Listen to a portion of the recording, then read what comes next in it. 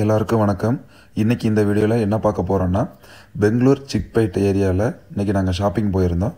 அந்த எக்ஸ்பீரியன்ஸை தான் அவங்க கூட ஷேர் பண்ண போகிறேன். நாங்கள் என்னோடய பிரதரோட வீட்டில் தான் தங்கியிருந்தோம் ஹரலூரில். அங்கேருந்து கேப் புக் பண்ணி சிக்பேட்டுக்கு போனோம். நாங்கள் போன ரூட்டு டிராஃபிக்கு ஆப்போசிட்டுங்கிறதுனால நாங்கள் எந்த டிராஃபிக்குமே ஃபேஸ் பண்ணவே இல்லை. யூஸ்வலாகவே பெங்களூரில் டிராஃபிக் பயங்கரமாக இருக்கும். பட் இன்றைக்கி எங்களுக்கு டிராஃபிக் கொஞ்சம் கம்மியாக இருந்த மாதிரி தான் ஃபீல் ஆச்சு. பெங்களூர் டிராஃபிக்கு யாருமே கேப் புக் பண்ணாதீங்க, ஆட்டோ புக் பண்ணுறது தான் நல்லது. ஒரு வழியாக டிராஃபிக்கெல்லாம் கடந்து கேஆர் சர்க்கிளில் வந்து இறங்கி அங்கேருந்து வாக்கபிள் டிஸ்டன்ஸ் தான் அந்த ஸ்ட்ரீட்டு, ஷாப்பிங் ஸ்ட்ரீட்டு.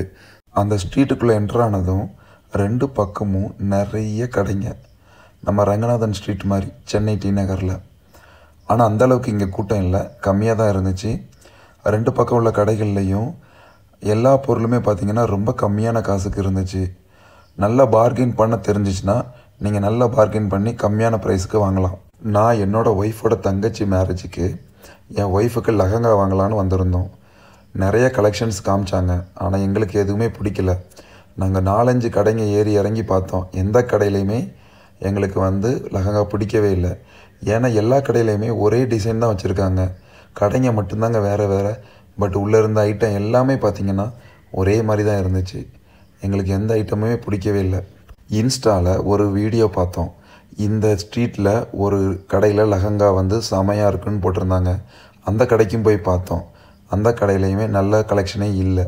ஸோ இன்ஸ்டாகிராமில் சொன்னாங்க, யூடியூப்பில் சொன்னாங்கன்ட்டு இன்னும் கடைகளில் போய் ஏமாறாதீங்க. அப்புறம் என்னோடய பிரதர் வந்தாப்புல, அவரையும் மீட் பண்ணிவிட்டு வேறு ஷாப்பிங்லாம் பண்ணிகிட்டு இருந்தோம். திடீர்னு பார்த்தா செம்ம மழை, ரோடெல்லாம் பயங்கர தண்ணி. ஸோ ஒதுங்கி நின்றுட்டு எந்த ஷாப்பிங்கும் பண்ண முடியல. அதுக்கப்புறம் அப்படியே மழை வெறிக்கிற வரைக்கும் வெயிட் பண்ணிவிட்டு வீட்டுக்கு போக ஓலாவில் ஆட்டோ புக் பண்ணோம்.